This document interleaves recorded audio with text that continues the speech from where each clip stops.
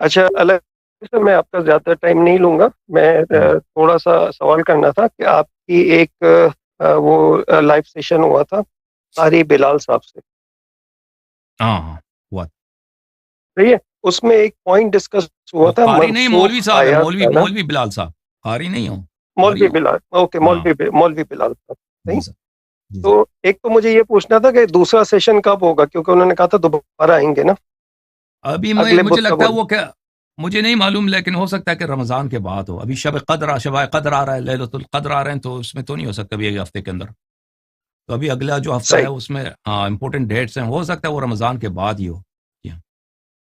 چلیں اچھی بات. ہم، تو اس کے اندر ایک بات ڈسکس ہوئی تھی منسوخ آیات کی. جی.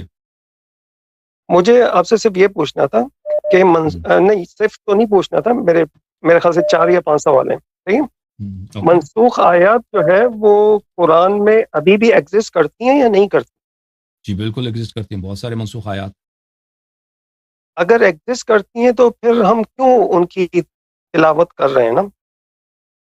تو کیونکہ وہ قرآن ہے، وہ قرآن کا جز ہے. ملاحظہ فرمائیے، اعوذ باللہ من لیکن الشیطان الرجیم، یا ایھا الذین اذا ناجیتم الرسول فقدموا بین یدی نجواکم صدقہ. یہ کیونکہ قرآن کی آیت ہے. قرآن ہماری مرضی کو تو نہیں ہے نا. قرآن جس طرح اللہ نے نازل کیا وہی ہے. اب کوئی اس میں سے کم کرے زیادہ کرے وہ تو نہیں ہو سکتا ہمارے. یہ مثلا آیت ہے سورہ مجادلہ میں، آیت نمبر 12-13.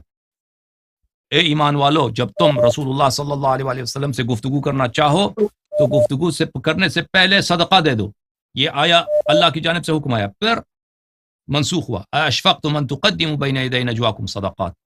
کیا تم ڈر گئے صدقہ دینے سے کہ پیغمبر صلی اللہ علیہ وسلم کے ساتھ بات کرتے ہو، صدقہ نہیں دینا چاہتے.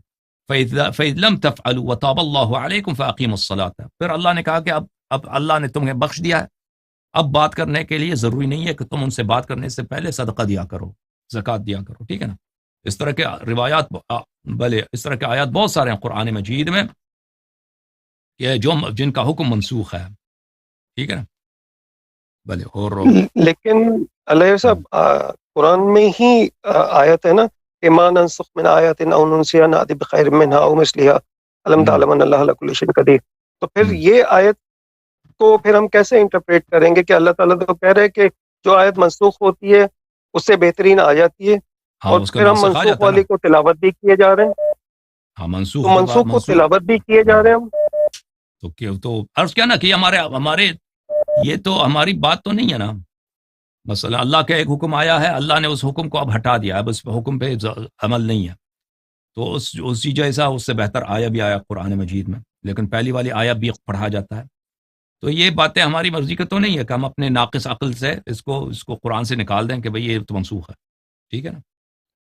یہ تو لیکن اللہ اللہ کی صاحب کتاب ایک ہے. عام مسلمان میں ایک آیت پہ عمل کرنا شروع ہوا ہوں، اور کچھ دیر کے بعد ایک مولانا بولتا ہے یہ تو منسوخ ہو چکی ہے، تم اس پہ کیوں عمل کر رہے ہو، اس پہ عمل کرو. یہ تو عجیب سی یعنی ایک لاجک میں بیٹھ نہیں ہاں رہی بات. تو اللہ اسی تعالیٰ لیے تو ہے کہہ کہ رہے ہیں کہ دیکھیں جو آیات جو منسوخ ہو چکی ہیں، دیکھیں پہلی بات یہ ہے کہ قرآن مجید میں جو احکام ہے وہ بہت کم ہے. احکام والی آیات جو قرآن مجید میں حلال و حرام جو آیات ہیں نا وہ بہت کم ہے، وہ زیادہ نہیں ہے. اور ان میں جو منسوخ آیات ہیں وہ بھی معلوم ہے تقریباً کہ کون سی آیات منسوخ ہے. ٹھیک ہے نا. جو انسان وہ کہتا ہے کہ میں قرآن مجید سے میں عمل کروں گا، تو پہلی بات یہ ہے کہ قرآن مجید میں حلال و حرام بہت کم ہے احکام والی آیات. تو اس کے لیے تو ضروری ہے کہ حدیث کی طرف جائیں آپ، وہ تو قرآن مجید سے آپ کو بہت کم ملے گا. پھر اگر قرآن مجید جو بھی آیت پہ آپ عمل کرنا چاہیں تو اس کے ساتھ حدیث کو دیکھنا ضروری ہوتا ہے. اور وہ اس پر جو شخص وہ پڑھتا ہے قرآن مجید اس پہ عمل کرنے کی کوشش کرتا ہے، تفسیر دیکھتا ہے، تو واضح ہو جاتا ہے کہ کون سی آیات جو ہے منسوخ ہیں. یہ اتنی کوئی مشکل بات نہیں ہے.